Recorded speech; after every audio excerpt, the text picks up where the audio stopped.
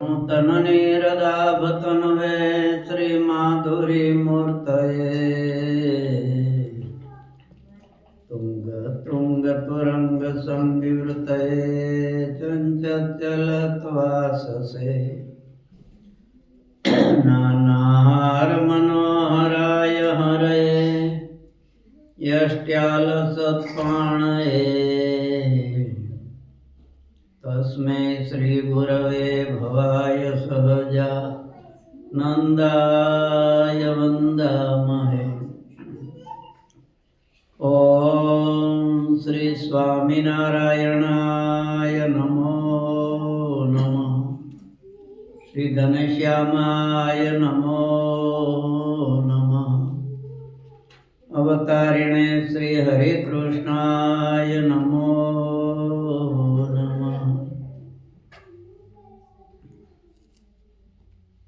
बोलो स्वामिनारायण भगवान नर नारायण देव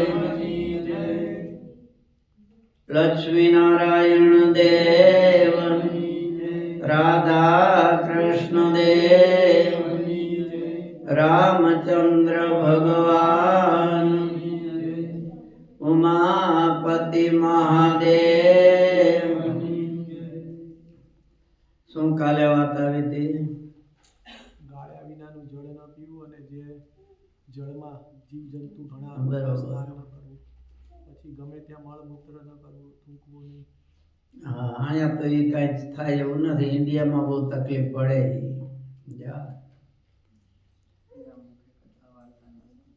બરાબર.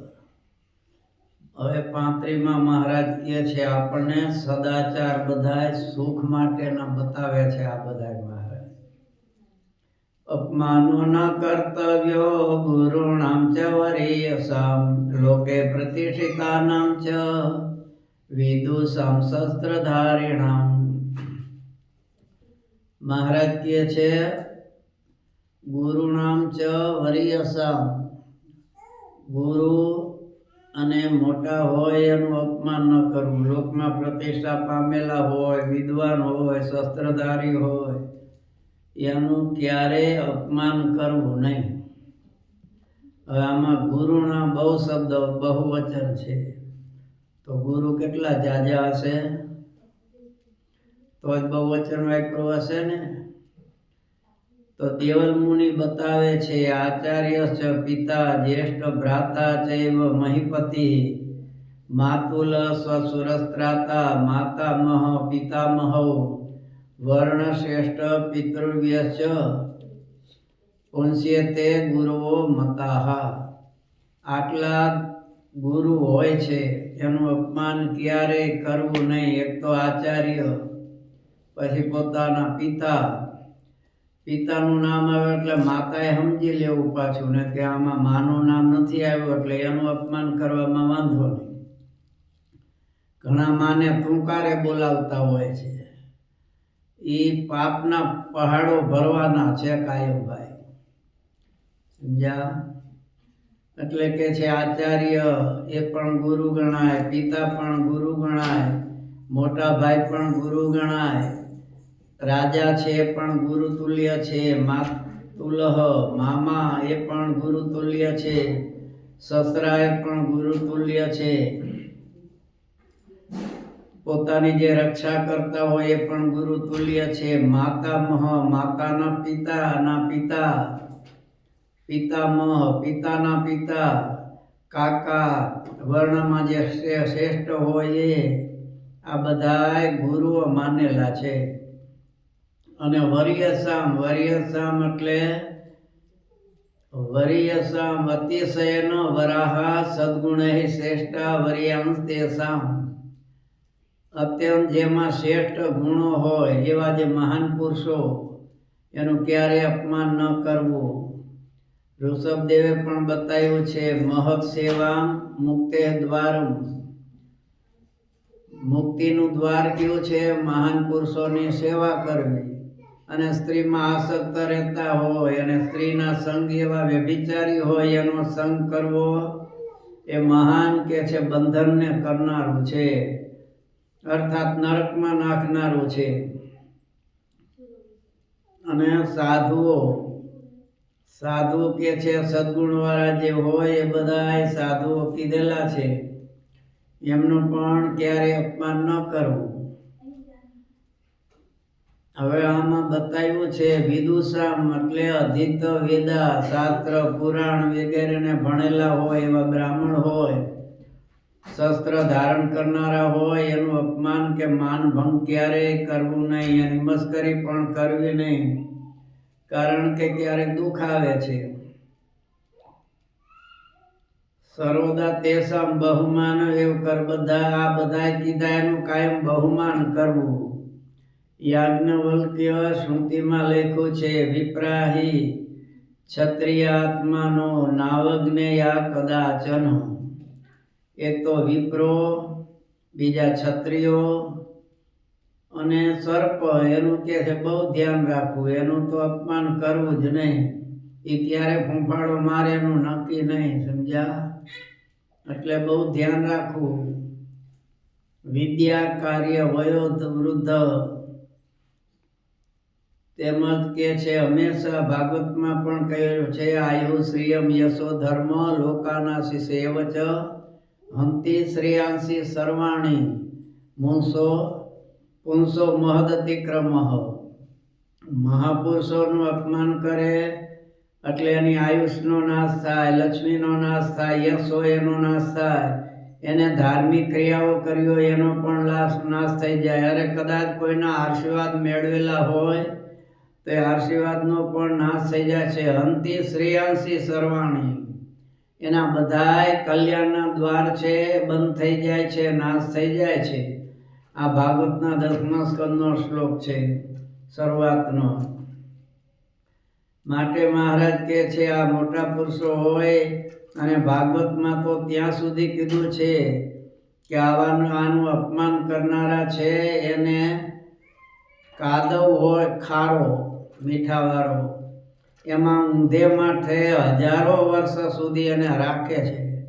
માટે કહે છે મહાન પુરુષોનું ક્યારે અપમાન ન કરવું. અપમાન ક્યારે થાય છે? પોતાને માન હોય ત્યારે બીજાનું અપમાન થાય છે. એમનામ અપમાન થતું નથી. પોતાને કંઈક થાય છે કે હું કંઈક છું ત્યારે અપમાન થાય છે. તે ધાર્મિક છે, ભગવાનની ભક્તિ માર્ગમાં ભગવાનના ભક્તને માન તો શોભે જ નહીં. જ્યારે મુક્તાન સ્વામીના બેન ધનબા એ સત્સંગમાં આવ્યા કે મારે અહીંયા રહીને ભગવાનનું ભજન કરવું છે, જીવબા લાડુબા સાથે રહીને. મુક્તાન સ્વામી મહારાજ કે તમારા બેન આવ્યા છે, તો કે મહારાજ એને રાખશો નહીં. આ બધા રામાનંદી માની બહુ હોય, કારણ કે મુક્તાન સ્વામી મોટા ક્યાં થયેલા, એમની કથા બહુ લાંબી છે, સમજ્યા? એ રામાયણના તો બહુ વક્તા હતા. પહેલા તો એ રામાયણમાં જ વિષય હતું ને બધું, એટલે એ આશ્રમમાં જ પોતે મોટા થયેલા. એ રામના ભક્ત હતા અને રાધા એમની માતા થકી આમનો જન્મ થયેલો. એટલે રામાયણ બહુ સારી પોતે બોલે. એટલે એમના બેન હતા એ જ હોય રામપંથી, તો કે મહારાજ એમાં અભિમાન બહુ હોય. એની મહાત્માએ જોઈજો તમે, સહેજે એનું નામ ન લેવાય, ચીક્યો લઈને વાહે દોડે, કાં ઘાત કરે હે તેરી એસી તેસી કરતા જ દોડે. એટલે કે મહારાજ અહીંયા રહી નહીં શકે. આ માની બહુ હોય, એ નિર્માની નહીં થઈ શકે.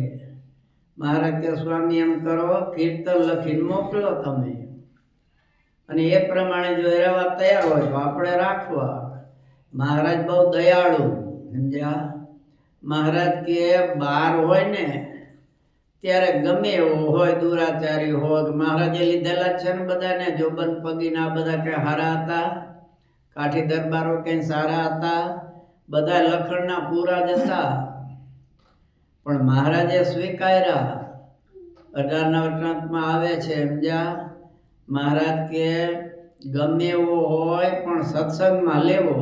પણ સત્સંગમાં આવ્યા પછી જો કુપાત્રપણું રાખે તો મહારાજ કે એને કાઢી મૂકો. એ કીડિયારાના રોગ જેવો છે, એ વધતો બહુ જાય. સહેજ જ હોય કીડિયારાનો રોગ, પગના અંગૂઠે થયો હોય એટલે ફળ દઈને અંગૂઠો કાપી નાખો, કાં સર્પનો દંશ થાય. જો બચવું હોય તો એકલો કાપી નાખો અંગૂઠો, તો આખું શરીર બચી જાય. અને કાંઈયા બાંધી દો કડક દોરાથી કે ઝેર ઉપર ચડે નહીં. એમ મહારાજે આવા કીધા છે કીડિયારાના રોગ જેવા. એ પછી પાપ કરતા કરતા ક્યાં પહોંચે એનું નક્કી ન હોય. એટલે મહારાજ કે સત્સંગમાં આવ્યા પછી કુપાત્રપણું રાખે તો કાઢી મૂકવું. બાકી ત્યાર પહેલા આવે તો સ્વીકારવો, અને પછી સંસ્કાર આવે સારા તો રાખવો. પછી એ વખતે સ્વામીએ કીર્તન મોકલા છે 4 પદ સમજ્યા. એમાં સ્વામીએ કીધું છે મોહન વરને માન સંગાથે વેરજો, સાધન સર્વે માન બગાડે પડ વિશે, જેમ ભળિયું પયસા કરમાય ઝેરજો, સાંભળ બેની હરી રીજાની રીતળી.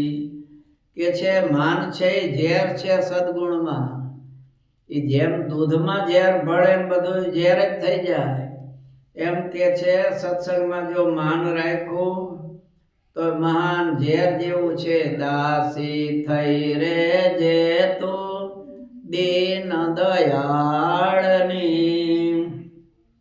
નીચે ટેલ મળે તો માને ભાગ્ય જો, ભવ બ્રહ્માદિકને નિશ્ચય મળતી નથી, પુરુષોત્તમ પાસે બેઠાની જાગજો. સ્વામી કે છે અહીંયા તો દાસી થઈને રહેવું પડશે તારે.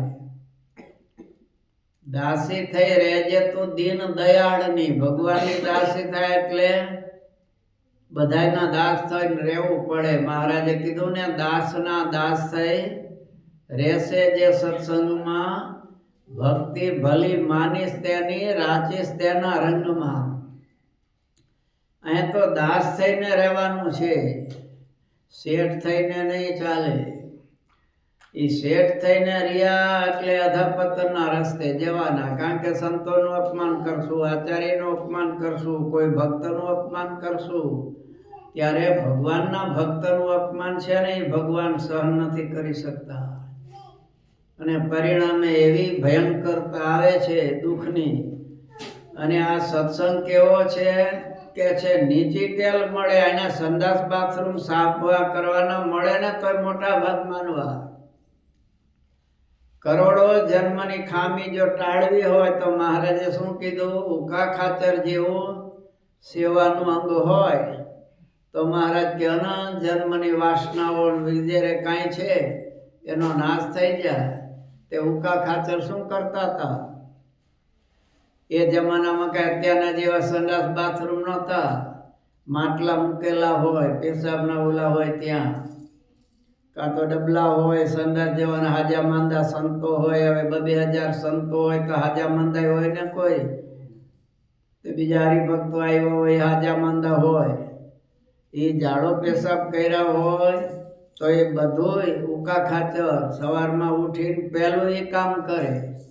એ બધું નાખી આવે, બધું સાફસૂફ સંડાસ બાથરૂમ બધું કરી નાખે.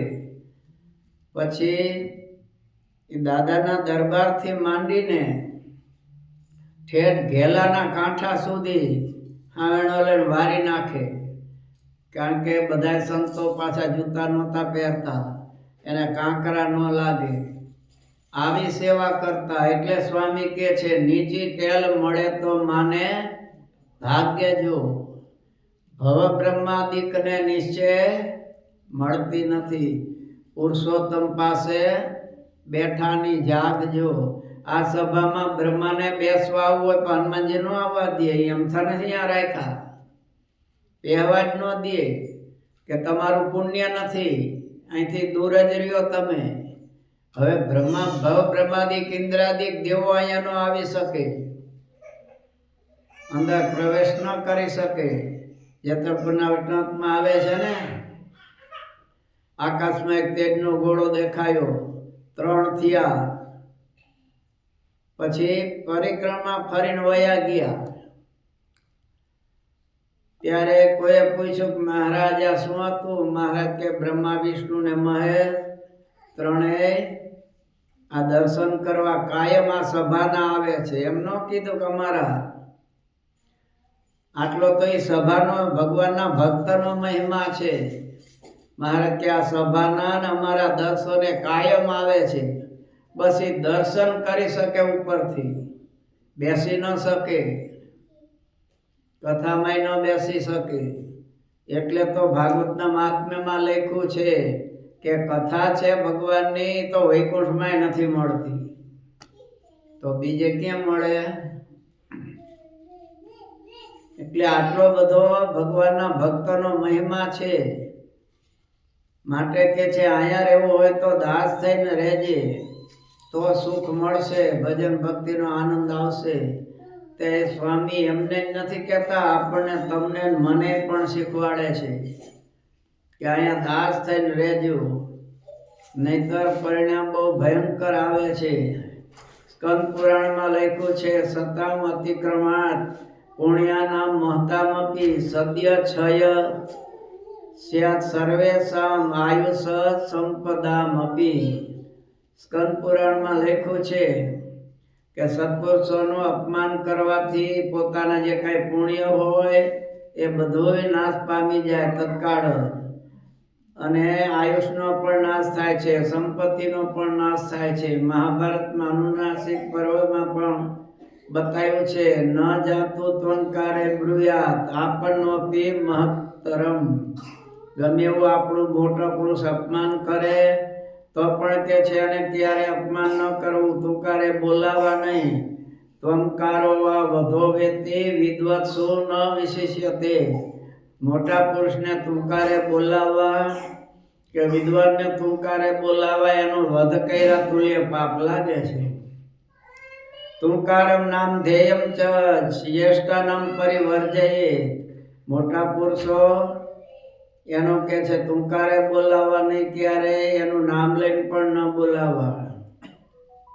ગુરુ ગીતામાં પણ કહ્યું છે, હુંકારેણ વક્તવ્યમ પ્રાજ્ઞ શિષ્ય કદાચન, ગુરુ અગ્રે ન વક્તવ્યમ અસત્યમ કદાચન.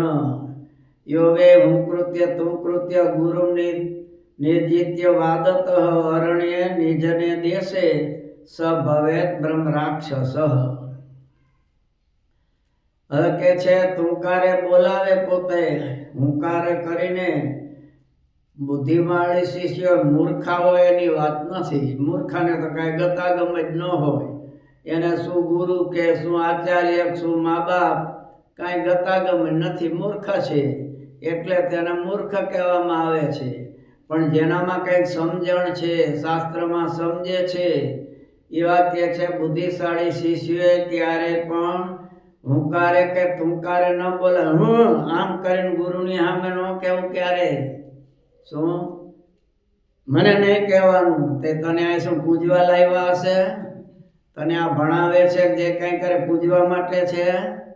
એટલે કે છે ગમે એવો બુદ્ધિશાળી શિષ્ય હોય એને બહુ ધ્યાન રાખવું, ક્યારે હુંકારે તુંકારે બોલાવવા નહીં. હુંકારે તુંકારે બોલાવે, ગુરુની આગળ ખોટું બોલે, અસત્ય બોલે, હું કૃત્ય તું કૃત્ય ગુરુ નિર્જતી વાત કરે ગુરુની સાથે, ગુરુને હાથ જોડો પડે, હાય તું કેમ હાલને ભાઈ, હવે તમારે જેમ ઘરના પાસે. ઇન્ડિયાની વાત છે, આ બધી ઇન્ડિયાની સમજ્યો. એટલે કે છે એવી રીતે જે ગુરુને વાત કરીને જીતવા પ્રયાસ કરે છે એને સજા શું થાય છે? ભયંકર જંગલ, જ્યાં પાણી પણ ન મળે ત્યાં રાક્ષસ સૌ બ્રહ્મ રાક્ષસ થાય છે. આટલી સજા એને ભગવાન કરે છે. પાણી પછી આખી જિંદગીમાં એને પીવા ન મળે ને એની શું દશા થાય? એક ભા કલાક કાઢવી હોય ને એને કલ્પ જેવી, 1 વર્ષ જેવી કરતાં વધારે લાગે. એમ નામ એને હેરાન થવું પડે છે. ભાગવતમાં પણ કહ્યું છે, આચાર્યમાં વિજાન્યાત, આચાર્યને મારા સ્વરૂપ જાણવા, એનું અપમાન ન કરવું. માનવ બુદ્ધિ ગુરુમાં કે આચાર્યમાં કર્યારે કરવી જ નહીં, દેવ બુદ્ધિ રાખવી. એ શિષ્ય તો સદા રાધ્યા, ગુરુઓ અપમાનિતા, પુત્ર મિત્ર કલત્રાદિ સંપદ્ભ્ય પ્રચ્યુતન દ્વિતે. હવે શિષ્યો એટલે ગ્રસ્તો અને ત્યાગી બધા શિષ્યો ગણાય. શું? તો એમાં ગ્રસ્તોએ તો વિશેષપણે કે છે ધ્યાન રાખવું. કારણ કે જે શિષ્યો કે છે પૂજનીય છે, એવા જે ગુરુ છે એનું અપમાન કરે છે, સત્પુરુષોનું અપમાન કરે છે, એના પુત્ર મિત્ર પત્ની આદિ સંપત્તિથી એનું પતન થઈ જાય છે. પછી કહે છે ઘરના રેહણ વહી ગયા, બીજું શું થાય? સંતોના અભાવ લીધા, સંતોના દોષ જોયા, નવરા બેઠા અહીંયા સત્સંગ કરવાને બીજું કરવા લાગ્યા. જે નહોતું કરવાનું એ કરવા લાગ્યા, ભગવાનના ભક્તોનો અભાવ લેવા લાગ્યા. પછી શું થવાનું? કાં તો પુત્રના મરણ થઈ જાય. એટલા માટે તો મહારાજે સત્સંગ કરવો શા માટે કીધો છે? 70ના વટનાવતમાં મહારાજ કે સત્સંગ કરવો તો કેવળ જીવના કલ્યાણને માટે. પણ પત્ની મરી જાય છે, પુત્રો મરી જાય છે, પત્ની મળે, રાજ્ય મળે, ધન મળે, મહારાજ કે એના માટે સત્સંગ કરે. જો ભગવાન એની ઈચ્છા પૂરી કરે તો વાંધો નહીં, તો સત્સંગમાં આગળ વધે. પણ ભગવાન સ્વતંત્ર છે, ક્યારેક ઈચ્છા પૂરી પણ ન થાય. ઈચ્છા પૂરી ન થાય એટલે એનો સત્સંગ ઘટવા માંડે. ભાગો આમાં કાંઈ નથી. એટલે મહારાજ કે સત્સંગ કરવો શેના માટે? કેવળ આત્માના કલ્યાણ માટે, અક્ષરધામની પ્રાપ્તિ માટે, ભગવાનના સુખ માટે, આ લોકના પદાર્થ માટે નહીં. એમ મહારાજનું તો કહેવું છે. બૃહસ્પતિએ પણ કીધું છે, તપસ્વી હોય, સર્પ હોય, શસ્ત્રપાણી હોય, પતિવ્રતા નારી હોય, એને ક્યારેક કોપાયમાન કરવા નહીં, નહીંતર આપણું મરણ તરત જ થાય છે. હવે વૃદ્ધ શબ્દથી વૃદ્ધ એટલે તપો વૃદ્ધ હોય, વિદ્યા બહુ ભણેલા હોય, ભલે નાના હોય પણ વિદ્યા ભણેલા હોય. અત્યારે કેટલાય એવા બાળકો નાના 10-10, 15-15 વર્ષના કથા કરે છે. તો એ ભલે બાળક છે પણ છતાં એનામાં વિદ્યા છે, તો વિદ્યાથી એ વૃદ્ધ ગણાય. એટલે એનું પણ સન્માન કરવું જોઈએ. એટલે કે છે વયોવૃદ્ધ એટલે કોઈ વય ઉંમરથી વૃદ્ધ હોય, કોઈ તપથી વૃદ્ધ હોય, કોઈ વિદ્યાથી વૃદ્ધ હોય, કોઈમાં ગુણા બહુ સારા ગુણો હોય તો એ ગુણથી વૃદ્ધ કહેવાય.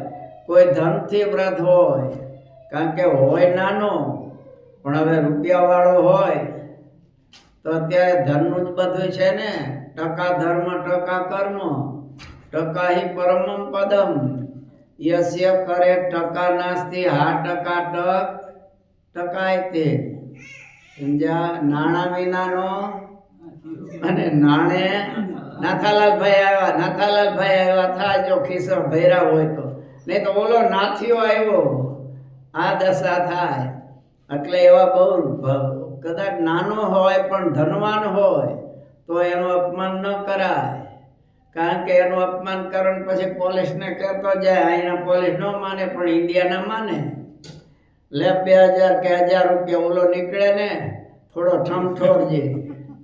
આમથી આમ તો તમારી ગાડી રોકે, લાવજો એ જોવા દેજે, ઓલું છે તેવું છે. હવે 2 હોટા જીતી દે, શું કરો તમે? આની પોલીસની જેમ નહીં, વિદેશની પોલીસમાં તો હોટી જ ન હોય, મારે શું? મારી ન શકે. ઇન્ડિયામાં કાયદો તો છે પણ બહુ એનું પાલન નહીં, એટલે બધા દાદાગીરી બતાવે. એટલે કે છે બહુ ધ્યાન રાખવું. ધનવાન હોય એનું અપમાન ન કરવું. યાજ્ઞવલ્ક્ય મુનિએ પણ કીધું છે કે આટલાનું તો ક્યારે અપમાન ન કરવું. વ્રત ભારી નુપસ્નાત સ્ત્રીભીર વર ચક્રિણામ પંથા દેયો નુપસ્તેષામ માન્ય સ્થાન સ્નાતસ્ય ભૂપતે. હવે આમાં કે છે અપમાન ન કરવું એટલે પછી એમાં બધુંય સમજી જાવ કે એનું સન્માન કરવું એટલે રસ્તામાં જતા હોય, સાંકડો રસ્તો હોય તો કે છે વૃદ્ધ હોય તો એને રસ્તો આપી દેવો, કારણ કે આદરણીય વ્યક્તિ છે. માથે ભાર લઈને કોઈ જતો હોય તો એને પણ રસ્તો આપી દેવો. રાજાને તો આપી જ દો, એમાં તો ચાલે જ નહીં કોઈનું, એના માણસો જ રસ્તો કરી નાખે, નકાર નહીં તો તમારો રસ્તો થઈ જાય. જ્યાં સ્નાતક હોય એટલે વિદ્યાથી ભણેલા હોય અથવા તપથી પણ સ્નાતક કીધેલા છે, તપ બહુ કરતા હોય તો એને પણ રસ્તો આપો. સ્ત્રીને રસ્તો આપો. હવે હાંકડી ગલી છે, તમે રસ્તો ન આપો અને એને કદાચ હાથ અડી જાય અથવા તો એ કહે કે મારી મસ્કરી કરી તો વળી ઉપાધિ થાય ને, એટલે સ્ત્રીને રસ્તો આપી દેવો. વરરાજા છે એને રસ્તો આપી દેવો જોઈએ. એ પહેલો દિવસ હોય છે વરરાજાનો, ત્યારે એમાં શિવનો વાસ હોય છે અને કન્યા હોય નવવધુ એમાં સતીનો વાસ હોય છે, પાર્વતીનો. એટલે વિચારાને એક દિવસ પૂરતું છે આ સન્માન અમથું, સમજ્યા? કે અઠવાડિયું લાપસી ને ચોરમાં ખાવા જાય સગા સંબંધીમાં, ત્યાં લગી પછી તો એને સહન કરવાનું છે. એટલે એમાં બહુ કહેવાની જરૂર નથી, એના તમને અનુભવ હશે, મને બહુ અનુભવ નથી, સમજ્યા? એટલે કે છે સ્ત્રીને રસ્તો આપો. રોગી હોય, બિચારો દુઃખી હોય, એને રસ્તો આપી દેવો. ચક્રીણામ ગાડું લઈને કોઈ જતો હોય તો એને રસ્તો આપો. ઘણા વળી એવા હોય આપણે તો આપણી સાઈડમાં ઊભા થઈને, પણ ઓનું મોટું વાહન હોય ઓલો અડાડીને હાલતો જાય, શું કરવાના? તમે તમારી સાઈડમાં હતા પણ સાઈડમાં હલવાઈ જાવ ને. એટલે કે છે રસ્તો એ ચક્રી વાહનવાળાને રસ્તો આપી દેવો. સ્નાતક આ બધાને રાજાએ પણ કે છે વરરાજા છે એ વગેરેને રસ્તો આપવો જોઈએ. કાર્યનો સસ્ય કિંચિત કાર્યો ધર્મસ્તુ સત્વરમ પાઠનીયાધિત વિદ્યા કાર્યમ સંગોનો હમ સતામ.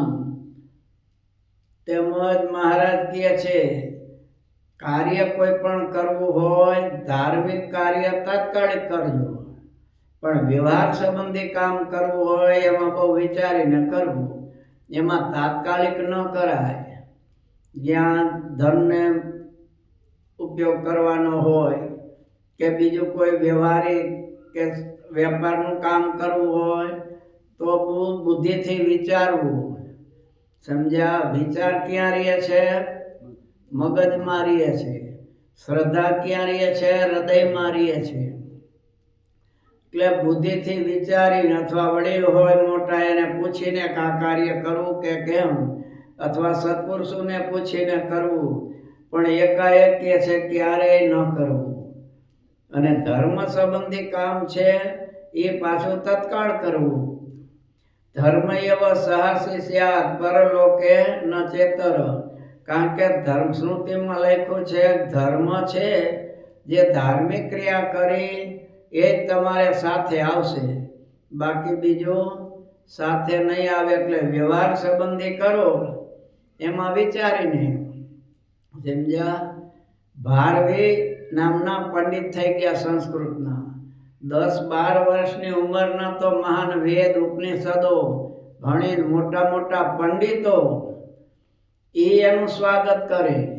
મોટી મોટી સભામાં એનું સ્વાગત થાય, એને આગળ બેસાડવામાં આવે, આવી રીતે બધું થાય. પણ એના જ બાપા એનું અપમાન કરે. ઠીક છે, થોડોક છોકરો બોલકો છે, બાકી કાંઈ નથી. હવે મોટી મોટી સભામાં એનો સત્કાર થાય છે, પંડિતો એનું સ્વાગત કરે છે. નાનો છે છતાં આમાં આવ્યું હતું ને, પંડિતો હોય તો સ્વાગત કરવું નાનાનું. સભાઓ જીતે પણ એના બાપા તરત કહે હવે ઠીક છે, છોકરું છે, હવે થોડું બોલકું બહુ છે એટલે બધું થાય છે. આને થયું કે બધાય મારા વખાણ કરે છે, મારું સન્માન કરે છે, ને મારા બાપા જ કરતા નથી. આવા બાપાને શું કરવા છે? ઘણા ચેલા એવા પાકે ભાઈ હું, કારણ કે એ બધા તમારામાંથી જ આવ્યા હોય ને, અને અહીંયા હોય ને બધા. એટલે આ ભારવીય શું કર્યું, બાપા મારું અપમાન કરે છે, મારી નાખો એને. એટલે એ જમાનામાં બીજી કઈ પિસ્તોલો ને એવું તો બહુ મળે નહીં બ્રાહ્મણોને ત્યાં. એટલે આને શું કર્યું, ઘંટીનું પળ રાખ્યું અને ઝૂંપડીમાં રહેતા હતા એના માતા પિતા. એટલે ઝૂંપડી ઉપર ચડ્યો. ઉપર ચડીને જોવે છે કે બરોબર પિતાના માથા હુતા હોય, માથા ઉપર મારું, માથું ચૂંદાઈ જાય, મરી જાય. હવે એ વખતે બરોબર એની માં છે એના પતિને કહે છે આપણો દીકરો આવો વિદ્વાન અને એનું તમે આમ અપમાન કરો કે આમ કાંઈ નથી, નામ છે ને બોલકો છે, આવો વિદ્વાન છે, તો કે તને ન ખબર પડે. હું જો વખાણ કરીશ તો એને અભિમાન આવી જશે, પછી આગળ નહીં વધી શકે. એટલે હંમેશા ગુરુએ ચેલાના વખાણ ન કરવા. ચેલાને ગમે કે ન ગમે ને તેનું અધપતન થાય, અભિમાન આવે. એટલે પિતાએ પુત્રના વખાણ બહુ ન કરવા. એટલે કે મને ખબર છે, હું ભણ્યો તો ને ત્યાં, અત્યારે એને આવડે છે એટલું તો મને કાંઈ આવડતું જ નહોતું. હું 20 વર્ષનો હતો ત્યારે, નાને 10 વર્ષમાં બધું આવડે છે. પણ હજી મારે આને મોટો વિદ્વાન બનાવવો છે, એટલે મારે વખાણ ન કરાય એના. બાકી મારી છાતી ગદગદ ફૂલે છે કે ભગવાને મને કેવો સુંદર વિદ્વાન પુત્ર આપ્યો છે નાની ઉંમરમાં. આ વિચાર કરવા લાગ્યો. મારા પિતા તો આમ મારા માટે જાણે છે, હું તો એને મારવા તૈયાર થયો. તરત નીચે ઉતરી ગયો. આખી રાત્રિ રોયો કે મારા હિત કરનારા પિતાને હું મારવા તૈયાર થયો. આખી રાત ઊંઘ ન આવી. સવારે પિતાજીને કહે છે, પિતાજી કોઈ પોતાના બાપાને મારી નાખે તો એના માટે પ્રાયશ્ચિત શું? હવે એના બાપુજી એ વખતે કીધું કે સસરાને ત્યારે 1 વર્ષ, ગાયું ચારે એટલે પ્રાયશ્ચિત. હવે એ જમાનામાં સસરાને ત્યાં રહેવો એટલે બહુ ભાઈ નિંદનીય હતું, સમજ્યા? અત્યારના જેવું નહીં. પહેલાના જમાનામાં તો સંબંધ થાય ને તોય સસરાને ત્યાં જવાય નહીં, લગ્ન થાય તોય ન જવાય. એક મર્યાદા હતી સંસારની. લગ્ન થઈ જાય, 2 વર્ષ થઈ જાય તોય જવાય નહીં. જવાય ક્યારે? એનું લાયસન્સ લેવું પડે ત્યારે જવાય. ગાડીનું જેમ લાયસન્સ હોય ને એમ પહેલાના જમાનામાં સસરાને ત્યાં જવામાં લાયસન્સ મળતું. એ લાયસન્સ એટલે ચોખા ખાવા જવાના, સમજ્યા? એક પોતાની સાથે મિત્રને લઈ જાય અને પછી જાય, સમજ્યા? એટલે કશી જમાય ચોખા ખાવા આવ્યા છે. જમવા બેઠા હોય પછી બૈરાઓ છોકરીઓ જ બહાર જોતી હોય કે આમાં 2 જણા આવ્યા છે, તો જમાય ક્યાં? કારણ કે બહુ આવતા ન હોય એટલે બધા ઓળખતા ન હોય ને. એટલે પછી કે જો ને એ પીરસાય ને, ઘી પીરસે ત્યારે જોઈજો. એ ઘી જેની થાળીમાં વધારે રડાય એટલે સમજી જાઓ કે એ જમાય છે, અને ઓછું ચૂરમામાં ઘી આવે એટલે સમજવું કે આ બીજો છે. એટલે એ ચોખા ખાવ કહેવાય. એ ચોખા ખાય એટલે એ લાયસન્સ મળી ગયું. પછી ગમે ત્યારે સસરાને ત્યાં આવી શકે. અત્યારે તો ચાંદલો કર્યો અને પછી બોલો અઠવાડિયામાં ઊભો જ હોય 2 વખત. ઓલે બોલતાની પત્નીને કહેવું પડે કે મારે શરમાવું પડે છે, અઠવાડિયે આવીને ઊભા છો, અહીંયા ધંધો નથી બીજો. મર્યાદાનો પહેલા તો જમાનો હતો. હવે એ જમાનામાં આને સસરાને ત્યાં જવાનું થયું. એટલે ત્યાં ગયા એટલે એમની પત્ની કે કેમ આવ્યા? તો કે રહેવા માટે, 1 વર્ષ સુધી રહેવા. અરે હું બોલો છો? એક તો અમે ગરીબ, અમારું માન ચાલે છે, ત્યાં તમે પાછા એક વર્ષના ધામમાં, તો કે હું તમારી ગાયું ચારી. પછી ગાયું ચારે છે, સમજ્યા? હવે આ રોજનું થયું, પાછું એમ થાય કે આમની ગરીબ સ્થિતિ છે અને એમાં પાછો હું આવ્યો, એટલે વિચાર કર્યો કંઈક કરું. પછી એને એ વખતે એક શ્લોક લખ્યો, સમજ્યા? સહસા વિદધન્ય ન ક્રિયા મવિવેક પરમ આપદામ પદમ, કે તાત્કાલિક કોઈ કામ કરવું નહીં, એમાં મહાન આપદ આવે છે. એની પત્નીને કે આ બજારમાં વેચી આવજે, કે ભલે 1000 રૂપિયામાં વેચી નાખજે ને. 15 દી લઈ જાય બજારમાં, કોઈ વાંચીને મૂકી દે, લે નહીં. પછી બ્રાહ્મણના વેશે ભગવાન આવ્યા, કૃષ્ણ. એ કે આ શ્લોકની કેટલી કિંમત? કે 1000. તો કે આટલો સસ્તામાં કાઢી મૂકું, આપી દેવો છે? લ્યો 3000 સોના મોહર હું આપું. એ 3000 સોના મોહર ભગવાન આપી, એ લઈ ગયા. અને એમાં થોડુંક ભગવાને આગળ વધાર્યું, સમજ્યા? ઋણુતે વિમુષ્ય કારિણામ ગુણલબ્ધા સ્વયમેવ સંપદા. આટલું ભગવાન વધાર્યું કે વિચારીને કરે એને પછી કાર્ય કોઈ પણ સંપત્તિ સામેથી આવે છે. એના ગાયું ચારતો હતો ને સૂતો હતો, પડખે મૂકીને ભગવાન અદ્રશ્ય થઈ ગયા. એ આ શ્લોક પછી 12 મહિના પછી અહીંયા રહ્યો અને એને કાવ્ય બનાવ્યું, એમાં મધ્યમાં શ્લોક મૂકો છે. એટલે આમાં એ જે એમાં 4 પદમાં જે વાત છે, મહારાજે આમાં ટૂંકમાં મૂકી દીધી કે કાર્યમ ન સહજા કિંચિત કાર્યો ધર્મ સુસત્વમ, તાત્કાલિક કોઈ કામ કરવું નહીં. આટલામાં મહારાજે એ શ્લોકનો આખો ભાવાર્થ મૂકી દીધો છે. પણ ધર્મ સંબંધી કામ હોય તો કે છે તાત્કાલિક કરવું, એમાં વિલંબ ન કરવો. કારણ કે અત્યારે ઈચ્છા થાય કે આપણે આટલું આમ કરવું છે, આપણે આમ તો રાખીએ રસોઈ અહીંયા $500 કે 1000 થાય છે, તો આપણે જાજુ માણસ હોય ત્યારે રાખીએ, વિચાર થાય. પણ અત્યારે નહીં, અઠવાડિયા પછી કરશું. એ 2 દી 3 દીમાં એમ થાય કે 1000 નહીં પણ 500 વાપરી તો ચાલે. તો પછી અઠવાડિયું બીજી 4-5 દી થાય તે એમ થાય કે 500 નહીં, આમ તો કોક કરતા હોય હારે મદદ કરી દઈશું, 250 આપણા ને 250 એના.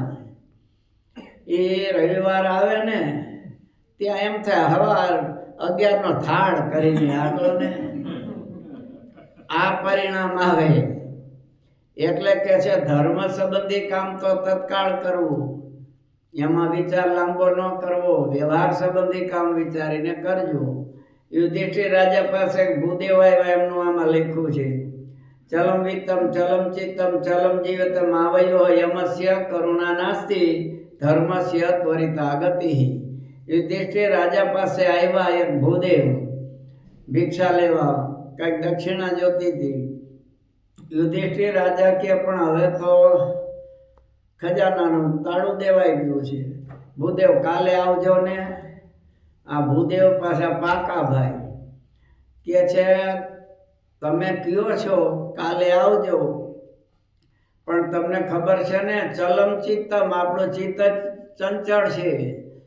ક્યારે કયો વિચાર આવે ત્યારે તમને થાય છે દાન આપવાનું, કાલે રાતમાં વિચાર આવે હવે ન આપી તો ચાલે તો.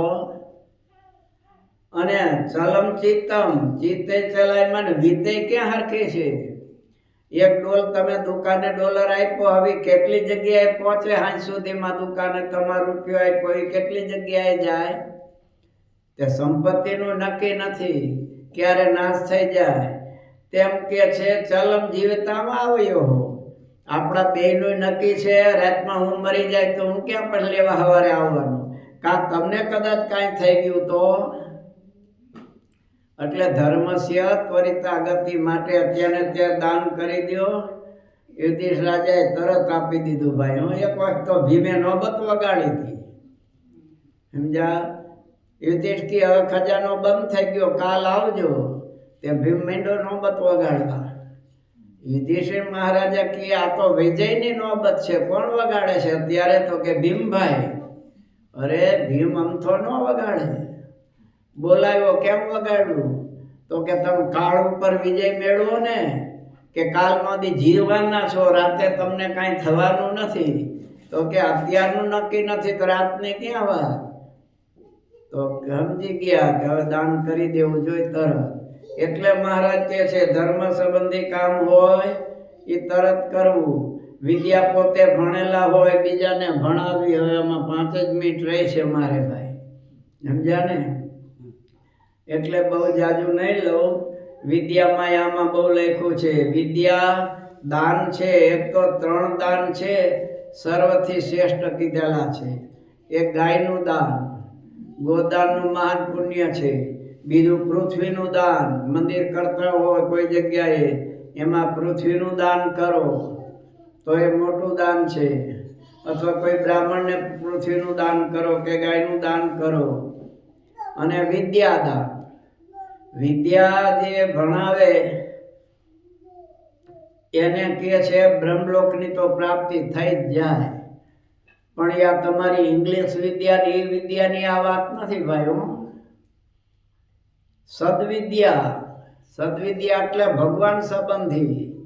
અહીંયા છોકરાને સત્સંગીના, છોકરાઓને સત્સંગના ગુણો નાખો તમે, એ વિદ્યાની વાત છે. મુખ્ય વિદ્યા નંદી પુરાણમાં 14 કીધેલી છે. શું? 4 વેદ એ એક વિદ્યા. પછી વેદાંત, જ્યોતિષ છે, નિરુક્ત છે, આ બધી જે વિદ્યાઓ 6 છે એ કે છે નિરુક્ત છે વગેરે જે 6 અંગો છે. ત્યાર પછી ધર્મશાસ્ત્રો, યાજ્ઞવલ્ક્ય શ્રુતિ છે વગેરે અનેક શ્રુતિઓ છે, ધર્મશાસ્ત્રો. પુરાતન એટલે પુરાણો. અને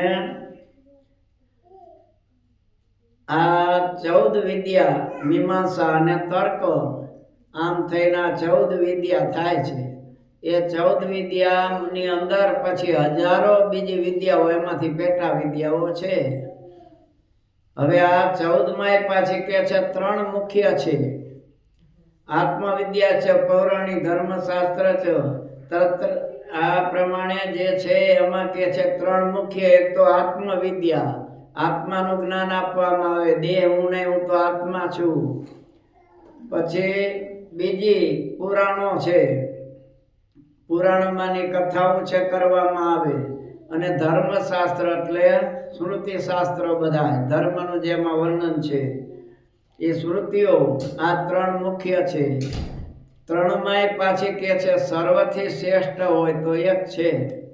એ એક કઈ છે એ ગરુડ પુરાણમાં બતાવી છે. વિદ્યા નામ છે પરાવિદ્યા બ્રહ્મ વિદ્યા સમીરિતા. આત્મા પરમાત્માનું જ્ઞાન આપવાનું જે વિદ્યા, જે વચનામૃતનું જ્ઞાન છે, શિક્ષાપત્રીનું જ્ઞાન છે, ભાગવત વગેરે ભગવાન સંબંધી જે શાસ્ત્રો, એનું જે જ્ઞાન આપવું એ સર્વથી એ વિદ્યાનું દાન છે. એટલે નવરા બેઠા ટીવીના ડબલા જ ન જોયા કરવા, અહીંયા બેહીને કથાય કરવી, હરવે હરવે બોલતા શીખવાડો, બીજાને પાછું વચનામૃતનું જ્ઞાન અપાય. શિક્ષાપત્રીમાં શું કીધું છે એ જ્ઞાન આપ્યું. આ જે ભગવાન સંબંધી આત્માનું, પરમાત્માનું જે જ્ઞાન છે એ જે આપે છે એને કહે છે આ બધું જે કઈ પ્રકારના, અનેક પ્રકારના દાન કીધા છે, બધું એને કરી લીધેલું છે.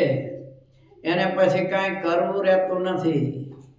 એટલે કે છે અવશ્ય આ પ્રમાણે દાન આપવું. એમાં સર્વથી શ્રેષ્ઠ આત્મા પરમાત્માનું જે જ્ઞાન છે, વિદ્યા કીધેલી છે. હવે કોને જ્ઞાન આપવું આમાં તો બહુ કીધા છે બધા ભાઈઓ. ભણાવવાની જે વેદ ઉપનિષદ ભણાવવાના હોય તો કે છે પાછો ગુણિયલ છે કે નહીં શિષ્ય એ જોવું પડે. નહીતર પોતે કુપાત્રને ભણાવે તો એ જ પોતાનો શત્રુ થાય. પાછા કુપાત્ર હોય તો પાછા ઘણા લોભિયા હોય, ગમે એવું વિદ્યા ભણાવે છે, કાંઈ રૂપિયા આપે નહીં, તો કે એવાને ન ભણાવી. એક તો કે છે આચાર્યનો પુત્ર હોય, સેવા પોતાની કરે એવો હોય, બીજાને જ્ઞાન આપે એવો હોય, ધાર્મિક વૃત્તિવાળો હોય, પવિત્ર હોય, બધાને વિશે મિત્રતા રાખતો હોય, પાછો રૂપિયા આપવામાં સશક્ત હોય, સાધુના જેવા સુસદગુણ હોય, અને વિદ્યા પાછો ભણી શકે એમ ગમે એટલું કયો પણ યાદ જ ન રહે તો એના માટે માથાકૂટ જ ન કરાય પછી. એટલે કે છે આવા હોય, ઉપકારને જાણતા હોય, એને વિદ્યા આપવી. વિદ્યા પોતે કે છે બ્રાહ્મણને કે જોજે હું તારો ખજાનો છું, જેને તેને કુપાત્ર હોય એ મને તું ક્યારેય આપતો નહીં. અને મહારાજ કે છે કાયમ સંતોનો સમાગમ કરવો. સંત સમાગમ કીજે હો નિસદિન, સંત સમાગમ કીજે. સંતનો સમાગમ કે છે નિસદિન. નિસ એટલે નિશા, રાત્રિ. દિશા એટલે દિન એટલે દિવસે. તો અત્યારે તો આપણને એમ થાય કે મંદિર તો અમારે દૂર છે, સંતનો સમાગમ કેમ કરવો? તો અત્યારે તો મોબાઈલમાં હોય છે ને ટીવીમાં થાય ને, કથા વાર્તા મળે છે બધું, કે ન મળે? અરે અત્યારે તો એટલો બધો લાભ છે. ઠાકોરજીના અહીંયા બેઠા ઇન્ડિયાના બધાય મંદિરોના દર્શન કરવા હોય ને તમે હુતા હુતા કરી શકો. કરવા હોય તો, પણ ન જ કરવા હોય, ન જોવાનું જોવું હોય એની વાત નથી. કથા સાંભળવી હોય તો હુતા હુતાય મળે. રાતના 2 વાગે ઊંઘ ન આવે તો કથા સાંભળો. સાંભળતા સાંભળતા ઊંઘ આવી જશે. કારણ કે ઊંઘ નથી આવતી એનું કારણ વિચારો ચાલુ થયા છે ન કરવાના બધા. કથા સાંભળો એટલે બધા દોષો દબાઈ જાય.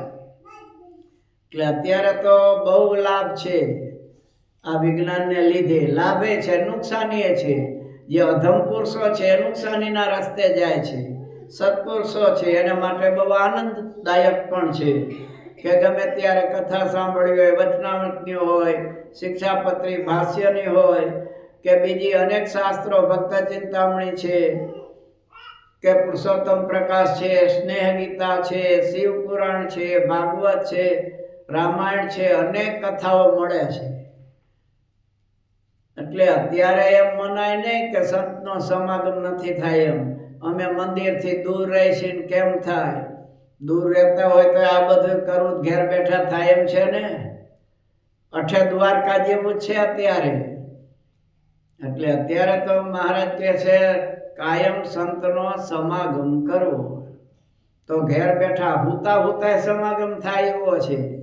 બહુ ટાઈટ વાગતી હોય તો ઉઠી જાવ બરાબર, અને પછી મોબાઈલ કાન પાસે રાખી દો, કથા સાંભળો, થાય ને.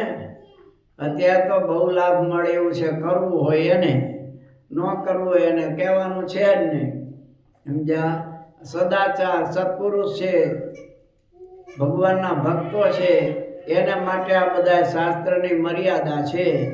બાકી જેને કથા સાંભળવી ગમતી નથી, ચેષ્ટા કરવી ગમતી નથી, દંડવટ કરવા ગમતા નથી, પ્રદક્ષિણા ગમતી નથી, એનું આમાં કામ નથી. તો ભગવાન કહે છે કાયમને માટે સંતનો સમાગમ કરવો. સહજાન સ્વામી મહારાજ શ્રીપતિમ શ્રીધરમ સર્વદેવેશ્વરમ ભક્તિધર્માત્મજમ વાસુદેવમ હરિમ માધવમ કેશવમ કામદમ કારણમ નીલકંઠમ ભજે. સહજાન સ્વામી મહારાજની જય.